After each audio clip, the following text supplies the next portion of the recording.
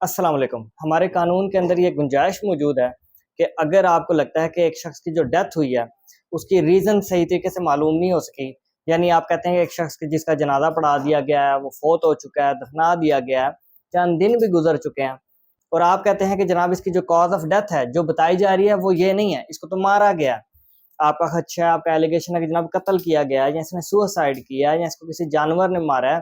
तो कानून ने गुंजाइश दी है सेक्शन 174 में और सेक्शन 176 सीआरपीसी ज़ाब्ता फौजदारी के अंदर कि जनाब आप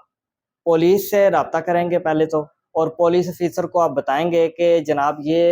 आम डेथ नहीं है, ये एक कत्ल का मुकदमा है, तो इसमें आपको दोबारा से कब्र कुशाई करनी चाहिए। अब वो जो पुलिस ऑफिसर होगा इन सेक्शंस के मुताबिक सेक्शन 174 एंड 176, वो अपने मुतलका जो मजिस्ट्रेट होगा, इलाका मजिस्ट्रेट, उसे एप्लीकेशन आगे फॉरवर्ड करेगा। एप्लीकेशन पे जज साहब जो हैं ऑर्डर करेंगे, रीज़न देखेंगे कि भाई आप क्यों कॉज ऑफ डेथ को देखना चाहते हैं, क्या वजह है। वो रीजंस कन्विंसिंग लगी तो मजिस्ट्रेट इजाज़त देगा। फिर जो ये पुलिस ऑफिसर होगा आगे बढ़ेगा बात को और कब्र कुशाई कराई जाएगी। कब्र कुशाई का भी एक प्रॉपर प्रोसीजर है। कब्र दोबारा खुलाई जाती है, उसमें मजिस्ट्रेट की मौजूदगी होगी, डॉक्टर की मौजूदगी होगी, आपके इन्वेस्टिगेशन ऑफिसर की मौजूदगी होगी और 2 इंडिपेंडेंट गवाहान सोसाइटी से, उस लोकेलिटी से वो होंगे और कब्र को जब खुलाया जाएगा, लाश को देखा जाएगा, फिर उसका मुआयना किया जाएगा। अब लाश के ऊपर कोई ब्रूजेज़ हैं यानी खराशें हैं, हड्डियाँ टूटी हुई हैं, अगर कोई आपके बाजू, टांग वगैरह कटा हुआ है, गर्दन कटी हुई है, फ्रैक्चर्स हुए हुए हैं, आँख, नाक वगैरह, ये सारा मुआयना किया जाएगा कि इसकी ज़ाहिरी हालत कैसी है और क्या लग रहा है ज़ाहिरी तौर पे इसको मर्डर किया गया है या ये एक नेचुरल कॉज ऑफ डेथ बन रही है। उस स्टोरी के साथ मैच करने का कोशिश की जाएगी कि नॉर्मली सोसाइटी में क्या बात बनी हुई थी कि ये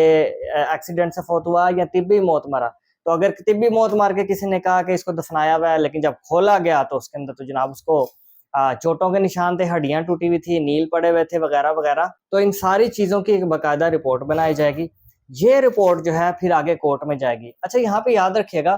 कि जो कब्र कुशाई है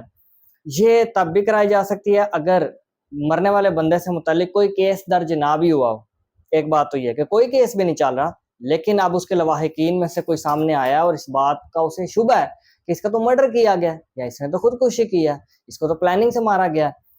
तो तब भी आप कब्र कुशाई करवा सकते हैं, एक्सह्यूमेशन इसे कहते हैं। और दूसरी सूरत ये है कि मुकदमा दर्ज हो चुका था, कत्ल की कोई एफआईआर दर्ज हुई थी, कोई रेप की दर्ज हुई भी थी, लेकिन सेटिस्फाइड नहीं थी कोर्ट, सेटिस्फाइड नहीं थी प्रोसिक्यूशन, सेटिस्फाइड नहीं थी एविडेंशरी जो हमारा सारा सिस्टम है, रिकॉर्ड सेटिस्फाइंग नेचर का नहीं था। तब भी जज साहब जो है पार्टीज की एप्लीकेशन पे या खुद से भी जरूरी समझते हुए कब्र कुशाई के ऑर्डर दे सकती है, कब्र खुलवा सकती है, ताकि हर चीज वाजिया तौर पे रिपोर्ट में आ जाए, रिकॉर्ड में आ जाए कि बंदे की डेथ कैसे हुई। अब मिसाल के तौर पे एक पार्टी एलिगेशन लगा रही है, मुद्दई जो है, कि जनाब फलां शख्स ने रेप किया था और फिर कत्ल किया था और इसको किसी बैकयार्ड में जाके दफना दिया, किसी जंगल में जाके दफना दिया, तो इस तरीके से हमारी घर की खातून की डेथ हुई है। जबकि मुलजिम का मौकफ यह है कि जनाब ऐसी तो कोई बात ही नहीं है, आप तो बेशक कब्र खुलवा के देख लें, ना रेप मैंने किया है, ना मैंने उसको कत्ल किया है, जो स्टोरी बनाई जा रही है ये फेक है, ब्लैकमेलिंग के लिए है, मुझे झूठा फंसाने के लिए किया जा रहा है। अब ये 2 मौकफ आ गए ना, एक मुद्दई का मौकफ हो गया, एक मुलजिम का मौकफ हो गया। सच्चा कौन है? जाहिर है फिर जो सबसे इंपॉर्टेंट चीज होगी यही होगी, कोर्ट कहेगी जी कब्र खुला लेते हैं, कब्र खुला के उसका मेडिकल करा लिया जाए। अगर ज्यादा देर नहीं गुजर गई, अब ऐसा भी नहीं कि सालों गुजर गए हैं तो कब्र कुशाई होगी, जज ने देखना है रीजंस, सर्टेन टाइम हुआ भी, थोड़ा टाइम हुआ है, उसको खुलवा लें। फिर डॉक्टर की रिपोर्ट आ जाएगी कि रेप के साइंस हैं कि नहीं है, क्या तशद्दुद के साइंस हैं कि नहीं है। जाहिर है रेप के जब भी वाकयात होते हैं तो आपको उसमें नाखून मिल सकता है खातून का टूटा हुआ, या आदमी का कोई नाखून हो सकता है, बाल हो सकते हैं आदमी के डेड बॉडी पे लगे हों, क्योंकि जब वो रेजिस्ट करेगी खातून तो कुछ ना कुछ वो स्किन नोचेगी, बाल नोचेगी, कोई कपड़े का पीस रह गया होता है, और डीएनए मैच किया जा सकता है, सीमन सैंपल देखा जा सकता है, बहुत सारी चीजें सामने आ जाती हैं। फिर वो रिपोर्ट जो बनेगी कब्र कुशाई के बाद, वो बड़ी ही इंपॉर्टेंट होगी और वो तायद करेगी उस फरीक के मौकफ की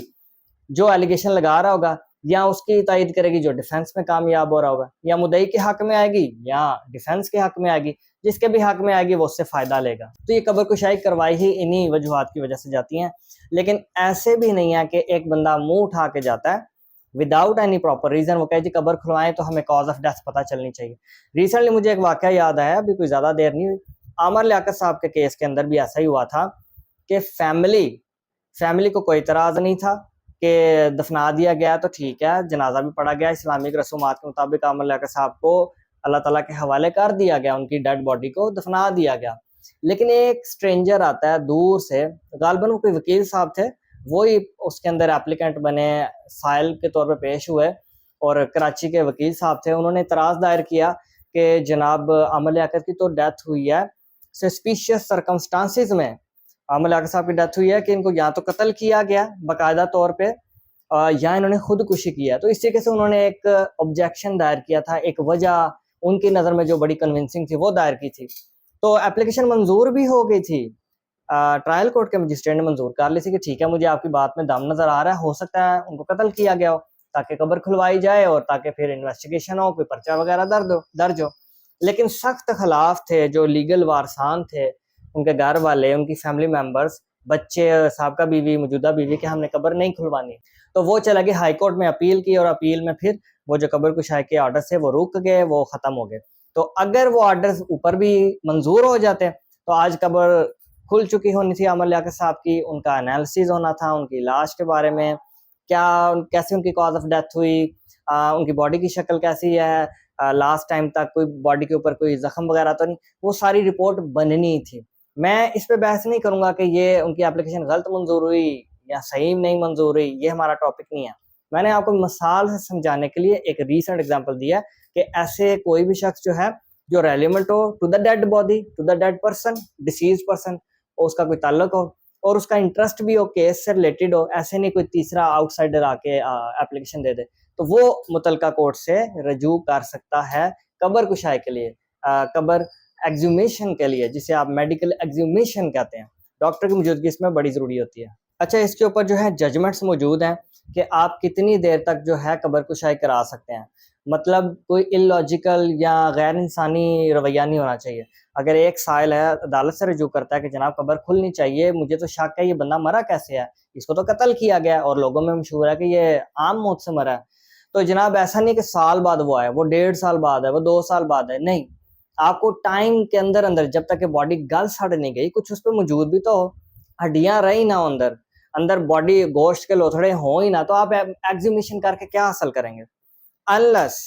साल भी गुजर गया और आपका केस की नोयत ऐसी है कि बॉडी के टुकड़े टुकड़े किए गए थे, तो टुकड़े तो बड़े वाजिया नजर आ जाते हैं, फिर उसमें टाइम जितना भी गुजर गया और डेथ डज नॉट मैटर। तो इसमें जो है ना रीजनेबल टाइम मैटर करेगा, आपकी स्टोरी क्या, आप क्या मौकफ लेके आए हैं, कि आपको क्या लगता है कि बॉडी की डेथ या बंदे की डेथ कैसे हुई है। तो अगर तो आपकी स्टोरी इतनी रीजनेबल है कि काफ़ी वक्फा भी गुजर गया तो वो फिर भी पता चलाया जा सकता है, तो फिर जज साहब उसको ओके करेंगे एक्सह्यूमेशन के लिए, कब्र कुशाई के लिए। लेकिन अगर आपकी स्टोरी और आपका मौकफ डेड बॉडी के मुतालिक ऐसा है कि अब पता नहीं चलाया जा सकता, जैसे अगर रेप का केस है, रेप का केस वो डीएनए बॉडी में रह जाता है, तो आपको फौरन से कब्र कुशाई करानी चाहिए। ये नहीं है कि 1.5 साल गुजर गया, साल गुजर गया तो अब आप बॉडी की दोबारा कब्र से निकलवाएं और कहें जी अब सीमन एग्जाम्पल लिया जाए, नहीं, वो रहता ही नहीं है बॉडी में, वो तो खत्म हो जाता है। सो बहुत सारी ऐसी चीजें हैं, जैसे कि मरने वाले शख्स ने कहीं जहर से तो नहीं उसकी मौत हुई, किसी ने उसको जहर दिया हो, खंजर मारा हो, बाजू काट दिया हो, गर्दन काट दी हो, वगैरह वगैरह। तो ये सारी चीजें जो है कब्र कुशाई के जरिए वाज़ेह हो जाती है और तभी जज साहब इसको मंजूर करेंगे जब वो इम्पोर्टेंट समझेंगे कि इस केस के अंदर ये ज़रूरी है कि कब्र कुशाई होनी चाहिए, वरना जज साहब इसको रिजेक्ट भी कर सकते हैं। कंसल्टेशन के लिए स्क्रीन पे नंबर दिया हुआ है, राब्ता चार्जेस लागू है। Thank you very much.